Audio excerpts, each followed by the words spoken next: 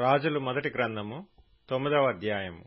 సొలొమోను యెహోవా మందిరమును రాజనగరును కట్టుటయు తాను చేయకోరినదంతటిని చేయుటయు ముగించిన తరువాత గిబియోనులో ప్రత్యక్షమైనట్లు రెండవ మారు యెహోవా సొలొమోనునకు ప్రత్యక్షమై అతనితో ఇలాగు సెలవిచ్చెను.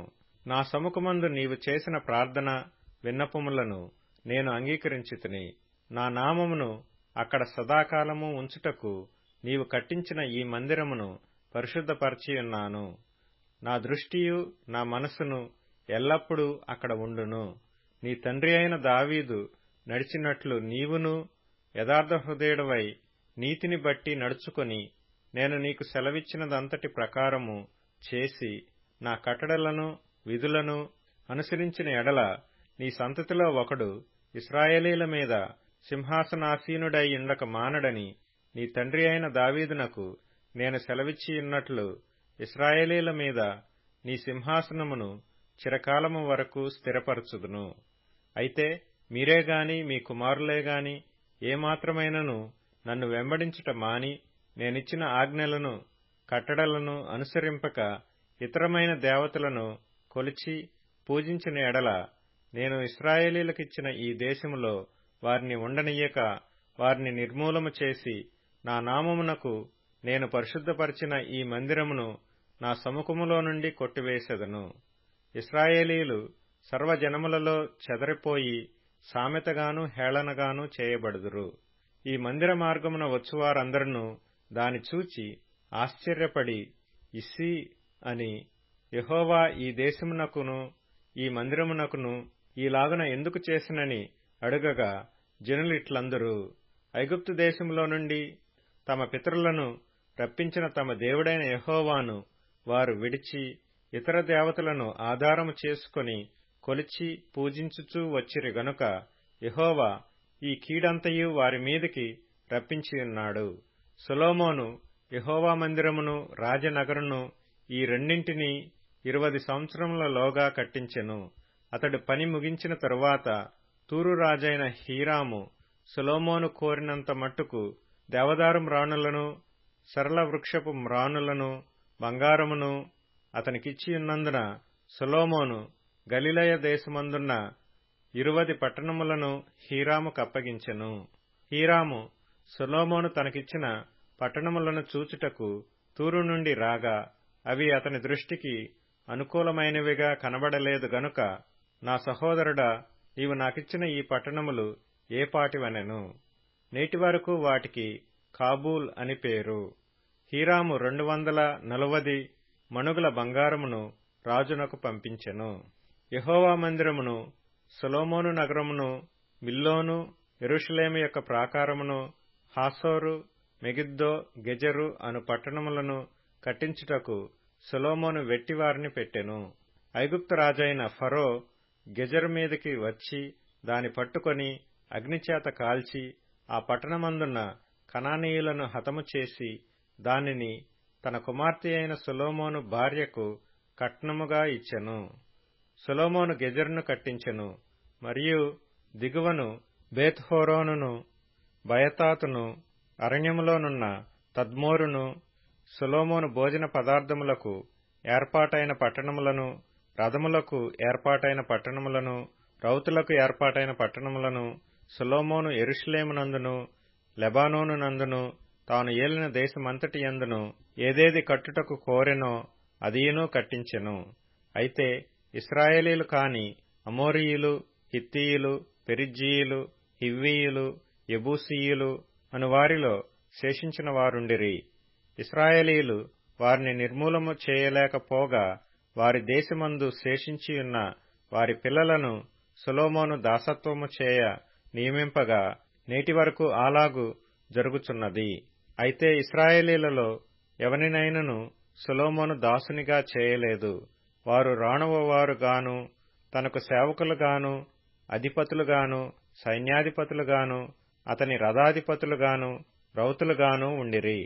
సొలొమోను యొక్క పని మీదనున్న ప్రధానులు 550 మంది.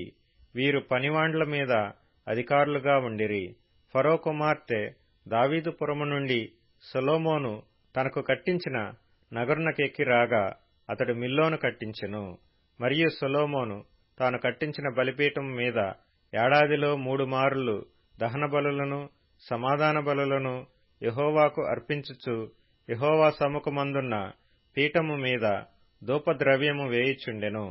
పిమ్మట అతడు మందిరమును సమాప్తము చేసెను. మరియు రాజైన సొలొమోను ఎదోము దేశపు ఎర్ర సముద్ర తీరమందున్న ఏలతు దగ్గర ఎసోన్బెగరు నందు ఓడలను కట్టించెను. సొలొమోను సేవకులతో కూడా హీరాము సముద్ర ప్రయాణము చేయ నెరిగిన ఓడవారైన తన దాసులను ఓడల మీద పంపెను. వారు ఓఫీర్ అను స్థలమునకు పోయి అచ్చటి నుండి 840 మణుగుల బంగారమును రాజైన సొలొమోను నొద్దకు తీసుకొని వచ్చిరి. రాజుల మొదటి గ్రంథము 10వ అధ్యాయము. షేబదేశపు రాణి యెహోవా నామమును గూర్చియు సొలొమోనునకు కలిగిన కీర్తిని గూర్చియు విని గూఢార్థము గల మాటల చేత అతనిని శోధించుటకై వచ్చెను. ఆమె గొప్ప పరివారముతో గంధవర్గమును విస్తారమైన బంగారమును రత్నములను ఒంటెల మీద ఎక్కించుకుని యెరూషలేమునకు వచ్చెను. సొలొమోను దర్శనము చేసి తనకు తోచిన దానినంతటిని బట్టి అతనితో మాట్లాడగా ఆమె వేసిన ప్రశ్నలన్నిటికీ సొలొమోను ప్రత్యుత్తరము చెప్పెను. రాజునకు మరుగైనదేదియూ లేనందున ఆమె ప్రశ్న వేసిన వాటన్నిటి భావము చెప్పెను. షేబరాణి సొలొమోను యొక్క జ్ఞానమును, అతడు కట్టించిన మందిరమును, అతని బల్ల మీదనున్న భోజన ద్రవ్యములను, అతని సేవకులు కూర్చుండు పీఠములను, అతని ఉపచారులు కనిపెట్టుటను, వారి వస్త్రములను, అతని గిన్నెనందించు వారిని, యెహోవా మందిరమందు అతడు అర్పించు దహన బలులను విస్మయముందినదై రాజుతో ఇట్లనెను. నీ కార్యములను గూర్చియు జ్ఞానమును గూర్చియు నా దేశమందు నేను వినిన మాట నిజమే. అయినను నేను వచ్చి కనులారా చూడక మునుపు ఆ మాటలను నమ్మకయుంటిని. ఉన్నదానిలో సగమైనను నాతో చెప్పబడలేదని ఇప్పుడు నేను తెలుసుకొనుచున్నాను. నీ జ్ఞానమును నీ భాగ్యమును నేను వినిన దానిని బహుగా మించియున్నవి. నీ జనులు భాగ్యవంతులు. నీ ముందర ఎల్లప్పుడూ నిలిచి నీ జ్ఞానవచనములను వినుచుండు నీ సేవకులను భాగ్యవంతులు. నీ యందు ఆనందించి నిన్ను ఇశ్రాయేలీల మీద రాజుగా నియమించిన నీ దేవుడైన యెహోవాకు స్తోత్రము కలుగునుగాక. యెహోవా ఇశ్రాయేలీలందు శాశ్వత ప్రేమ ఇంచెను గనుక నీతి న్యాయములను అనుసరించి రాజకార్యములను జరిగించుటకు ఆయన నిన్ను నియమించెను అనెను. మరియు ఆమె రాజునకు 240 మణుగుల బంగారమును, బహు విస్తారమైన గంధవర్గమును, రత్నములను ఇచ్చెను. షేబదేశపు రాణి రాజైన సొలొమోనునకు ఇచ్చిన గంధవర్గములంత విస్తారము మరి ఎన్నడైనను రాలేదు. మరియు ఓఫీరు దేశము నుండి బంగారము తెచ్చిన హీరాము ఓడలు ఓఫీరు నుండి చందనపు మ్రాణులను రత్నములను బహు విస్తారముగా తెచ్చెను. ఈ చందనపు మ్రాణుల చేత రాజు యెహోవా మందిరమునకును రాజనగరునకును స్తంభములను, గాయకులకు సితారాలను, స్వరమండలములను చేయించెను. ఇప్పుడు అటువంటి చందనపు మ్రాణులు దొరకవు, ఎక్కడనూ కనబడవు. సొలొమోను తన ప్రభావమునకు తగినట్టు షేబదేశపు రాణికిచ్చినది పోగా ఆమె కోరిన ప్రకారము ఆమె ఇచ్ఛాపూర్తిగా ఆమెకిచ్చెను. అప్పుడు ఆమెయు ఆమె సేవకులను తమ దేశమునకు తిరిగి వెళ్ళిరి.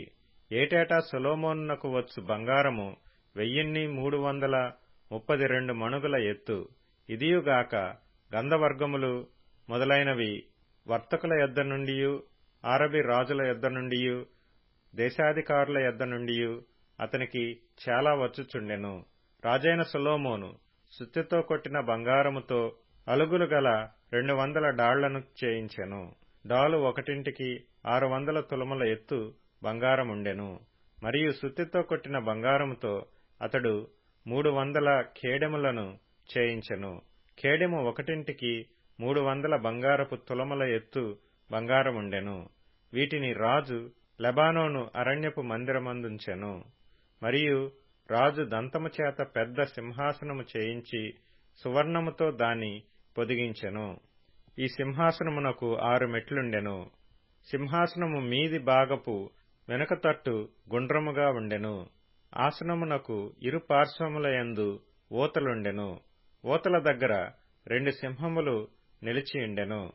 ఇరు ప్రక్కల 6 మెట్ల మీద 12 సింహములు నిలిచియుండెను.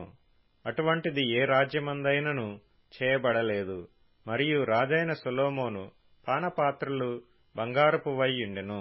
లెబానోను అరణ్య మందిరపు పాత్రలను బంగారపువే, వెండిది ఒకటియూ లేదు. సొలొమోను దినములలో వెండి ఎన్నికకు రాలేదు. సముద్రమందు హీరాము ఓడలతో కూడా తర్షీసు ఓడలను రాజునకు కలిగియుండెను. ఈ తర్షీసు ఓడలు 3 సంవత్సరములకు ఒకమారు బంగారమును, వెండిని, దంతమును, కోతులను, నెమలి పిట్టలను తీసుకొని వచ్చుచుండెను. ఈ ప్రకారము రాజైన సొలొమోను ధనము చేతను, జ్ఞానము చేతను భూపతులందరిలో అధికుడై యుండెను. అతని హృదయమందు దేవుడు ఉంచిన జ్ఞానవాక్కులను వినుటకై లోకులందరూ అతని చూడగోరిరి. ఏర్పాటైన ప్రతి మనిషి వెండి వస్తువులు గాని, బంగారపు వస్తువులు గాని, వస్త్రములు గాని, యుద్ధాయుధములు గాని, గంధవర్గములు గాని, గుర్రములు గాని, కంచెర గాడిదలు గాని తన తన వంతు చొప్పున కట్నములను ఏటేటా తీసుకుని వచ్చుచుండెను. మరియు సొలొమోను రథములను, రౌతులను సమకూర్చెను. అతడు 1400 రథములను, 12,000 రౌతులను గలవాడై యుండెను. వీటిని అతడు రథములకై ఏర్పడిన పురములలోను, యెరూషలేమునందు రాజునొద్దను ఉంచ నిర్ణయించెను. రాజు యెరూషలేములో వెండిని రాళ్లంత విస్తారముగా వాడుక చేసెను. దేవదారు మ్రాణులను షెఫేలా ప్రదేశముననున్న మేడి చెట్ల వలె విస్తరింపచేసెను. సొలొమోనునకుండు గుర్రములు ఐగుప్తులో నుండి తేబడెను. రాజు వర్తకులు నియామకమైన ధరనిచ్చి గుంపులు గుంపులుగా కొని తెప్పించిరి. వారు ఐగుప్తులో నుండి కొని తెచ్చిన రథమొకటింటికి 600 తులముల వెండియు, గుర్రమొకటింటికి 150 తులముల వెండియు ఇచ్చిరి. హిత్తీల రాజులందరి కొరకును, ఆరాము రాజుల కొరకును వారు ఆ ధరకే వాటిని తీసుకొనిరి. కీర్తనల గ్రంథం 73వ కీర్తన.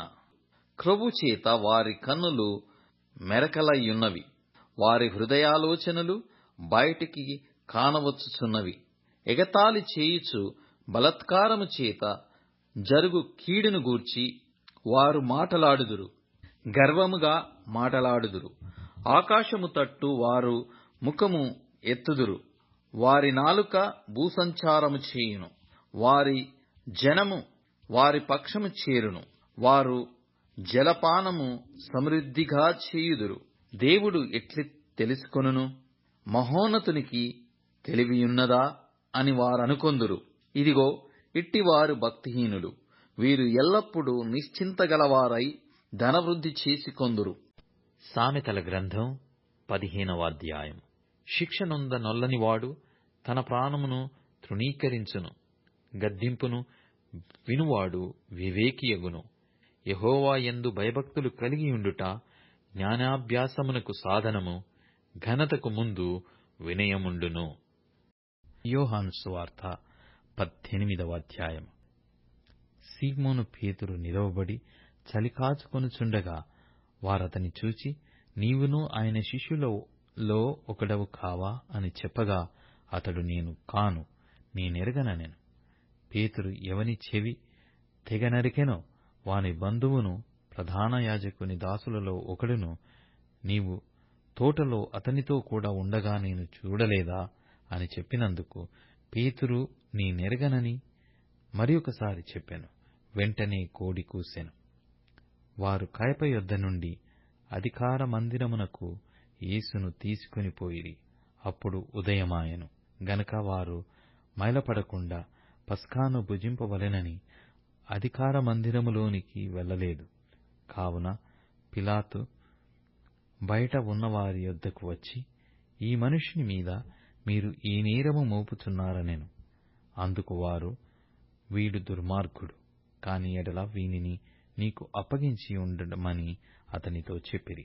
పిలాతు, మీరతని తీసుకొని పోయి మీ ధర్మశాస్త్రము చొప్పున అతనికి తీర్పు తీర్చుడనగా యూదులు ఎవనికిని మరణశిక్ష విధించుటకు మాకు అధికారము లేదని అతనితో చెప్పిరి.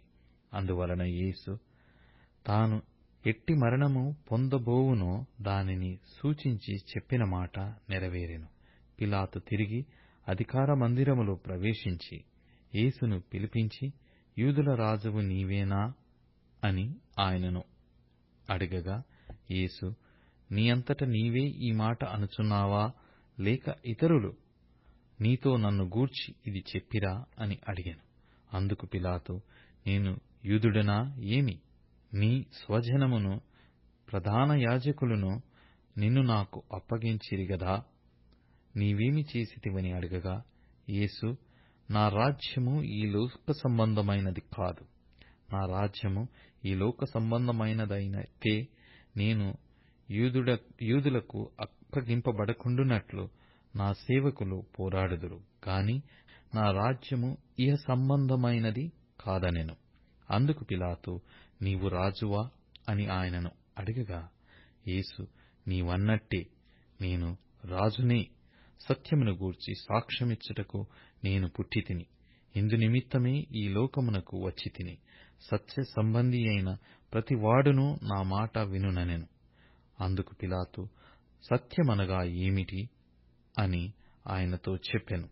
అతడు ఈ మాట చెప్పి బయటనున్న యూదుల యొద్దకు తిరిగి వెళ్లి, అతని యందు ఏ దోషమును కనబడలేదు.